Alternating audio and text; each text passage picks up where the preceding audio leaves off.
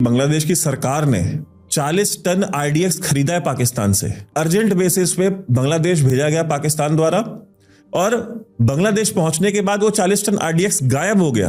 यानी कहने का मतलब ये है कि ये आरडीएक्स जो है जिस काम के लिए भेजा गया था, यानी कि टेरर स्ट्राइक्स के लिए, वो सारा का सारा टेरर स्ट्राइक्स के लिए लोगों में डिलीवर किया जा चुका है। पाकिस्तान और बांग्लादेश के दरमियान बहुत दोस्ती यारी बढ़ाई जा रही है। साथ ये भी कहा जा रहा है कि पाकिस्तान जो है वो उनको, यानी जो बांग्लादेश की मिलिट्री है उसको ट्रेनिंग भी देगा। इंडिया से बराह रास्त उन्होंने आज तलब कर लिया, नोटिस भेजा है हसीना वाजिद को हमारे हवाले किया जाए, और ये जो है ये प्रॉपर बांग्लादेश ने तलब की है ऑफिशियली। ये जो शौक चढ़ा है आरडीएक्स का, बॉम्ब ब्लास्ट का, स्लीपर सेल का, अगर 1 ग्राम भी अगर इंडिया में प्रयोग हुआ, एक अटैक भी अगर इंडिया के अंदर हुआ, तो उसके बाद बांग्लादेश नाम की कोई चीज होगी नहीं। जय हिंद दोस्तों, खबर आ रही है कि बांग्लादेश ने जो पाकिस्तान से 40 टन आरडीएक्स मंगाया था, वो आरडीएक्स गायब हो चुका है और इसका इस्तेमाल यूनुस के जिहादी ग्रुप करने वाले हैं भारत के खिलाफ। तो कहीं ना कहीं भारत पर अटैक करने की साजिश बांग्लादेश के जिहादी ग्रुप कर रही है। ऐसे में भारत क्या स्टैंड लेगा, भारत की क्या स्ट्रेटजी होगी और भारत को क्या करना चाहिए, आप इस वीडियो में एक्सपर्ट के कमेंट सुनने वाले हैं। चैनल पर नए हैं, चैनल को सब्सक्राइब करना मत भूलिएगा। बांग्लादेश की सरकार ने 40 टन आरडीएक्स खरीदा है पाकिस्तान से। कितना?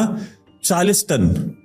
वो 40 टन आरडीएक्स अर्जेंट बेसिस पे बांग्लादेश भेजा गया पाकिस्तान द्वारा और बांग्लादेश पहुंचने के बाद वो 40 टन आरडीएक्स गायब हो गया। वो मिसिंग है। ये मिसिंग नहीं है, ये इसी जसीमुद्दीन रहमानी जो है अंसारुल बांग्ला का, इसको प्रोवाइड किया गया है ताकि उसको वो यूज करके इंडिया के अलग अलग शहरों में धमाके करा सके। लेकिन इन जाहिलों को ये नहीं पता कि नकल के लिए भी अकल चाहिए होती है। जिनके पास न्यूक्लियर बम है, जो उछल रहे थे अपने न्यूक्लियर बम के ऊपर, छोड़ा तो हमने उनको भी नहीं। बालाकोट हमने वहां भी किया, सर्जिकल स्ट्राइक हमने वहां पे भी की, अननोन गनमैन वहां भी घूम रहे हैं। तो तुम्हारे जैसे तो भिखमंगे कुछ बेचते नहीं, इंडिया भी आकर रिक्शे चलाते हो ना, घरों में बर्तन ही मांजते हो, तो तुम्हारे जैसे चिलगोजों की कोई हैसियत नहीं है। तो ये जो शौक चढ़ा हुआ है कि किराए के अब्बू मिले हैं, कि अपने पसंद के अब्बू मिल गए, जो पहले अब्बू थे वो पसंद नहीं थे तो अब्बू ही बदल दिया इन्होंने। तो जो अब्बू मिले हैं वो जाके जरा अब्बू से पूछो, अब्बू अभी भी रात में तेल लगा के सोते हैं, दर्द इतना होता है उनको। ये जो शौक चढ़ा है आरडीएक्स का, बॉम्ब ब्लास्ट का, स्लीपर सेल का, अगर 1 ग्राम भी अगर इंडिया में प्रयोग हुआ, एक अटैक भी अगर इंडिया के अंदर हुआ, तो उसके बाद Bangladesh will cease to exist. फिर बांग्लादेश नाम की कोई चीज होगी नहीं।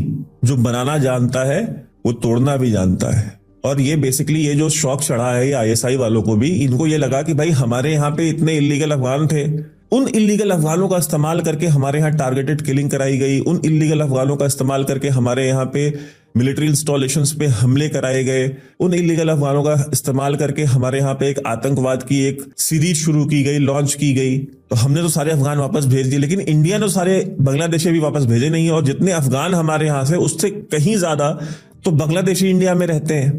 तो क्यों ना हम भी वही टेक्निक अपनाएं जो हमारे यहाँ पे अपनाई गई थी। वही मैंने कहा, नकल के लिए भी अकल चाहिए होती है।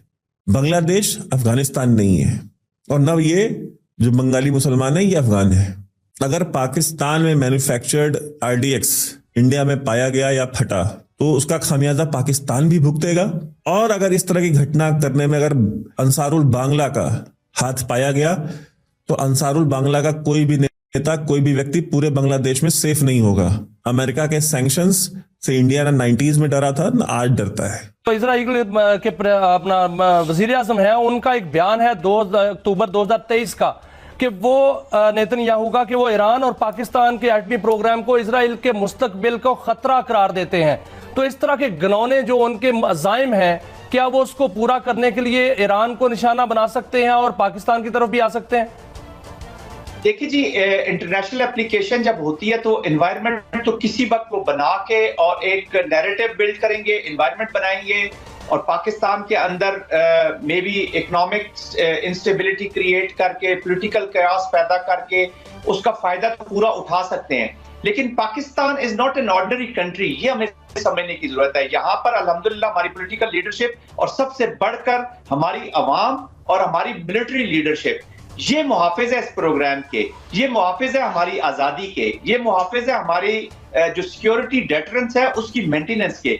तो पाकिस्तान न सीरिया है न कोई और ऐसा मुल्क है जो रिस्पॉन्ड नहीं करेगा। तो चाहे वो अमेरिका हो, ऑफ कोर्स वो बिग पावर है, अपनी आर्म ट्विस्टिंग कर सकता है, बहुत सी चीजें अप्लाई कर सकता है, लेकिन देखिए पाकिस्तान हमने अपने होश में जो देखा प्रेसलर अमेंडमेंट। माफी चाहता हूँ जल साहब, मैं चाहता हूँ मैं ज्यादा इस्तेफादा कर सकूँ आपसे। बात यह है कि अभी हमने देखा अगर सीरिया डिस्टेबलाइज हो गया, अगर ईरान डिस्टेबलाइज होता है, वो paid a very heavy price जो अफगानिस्तान का जो हुआ। और आप आज भी देख रहे हैं, हमारे बच्चे हों, हमारे जवान हों, हमारे सपूत और शहरी हों, आज भी हम उसको सफाई कर रहे हैं। तो क्या ये हमारे लिए लम्हा फिक्रिया है कि अगर ये रिजीम चेंज के लिए जाते हैं या वहाँ डिस्टेबलाइज करते हैं ईरान को, तो इसके हमारे ऊपर क्या इम्पैक्ट्स होंगे? जी बिल्कुल ऑफ कोर्स होंगे। देखिए जब नेबरहुड में काजी साहब आग लगी हो ना, अफगानिस्तान देखे ना, पाकिस्तान आज विक्टिम है बैड गवर्नेंस का और अफगानिस्तान का। हमारी सोशो साइको पूरी कंडीशंस चेंज हो गई है जी अफगानिस्तान की वार की वजह से। हमारा बड़ा पुरअमन मुल्क होता था, Pakistan was different what we have today.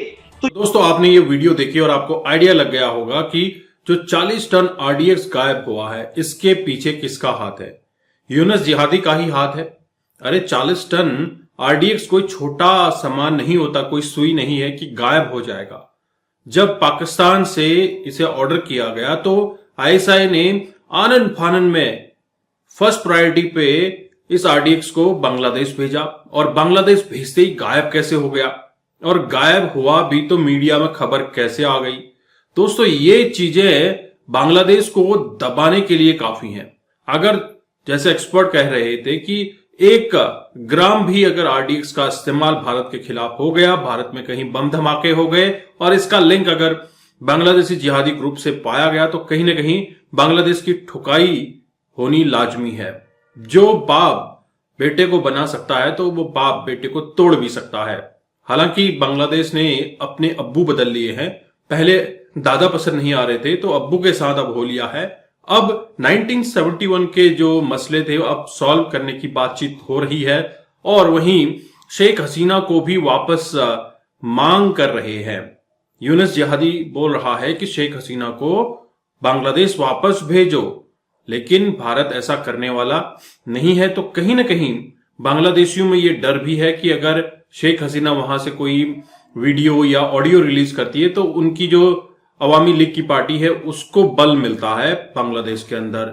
और अब तो बांग्लादेश के लोग भी जागृत हो चुके हैं कि भैया ये जो प्रोटेस्ट हमसे करवाया गया ये एक सिर्फ छलावा था। जिहादी और रेडिकल माइंडसेट के लोगों को जेल से छुड़वा कर जिस तरह से भारत के खिलाफ अब इस्तेमाल होने की बात हो रही है, तो कहीं ना कहीं बांग्लादेश अब कुचला जाने वाला है। आप क्या सोचते हैं, आपके क्या विचार हैं, जरूर कमेंट कीजिए। चैनल पर नए हैं, चैनल को भी सब्सक्राइब करें। हम आपको मिलते हैं अगले वीडियो में, तब तक अपना ध्यान रखिए। जय हिंद, जय भारत, जय श्री राम।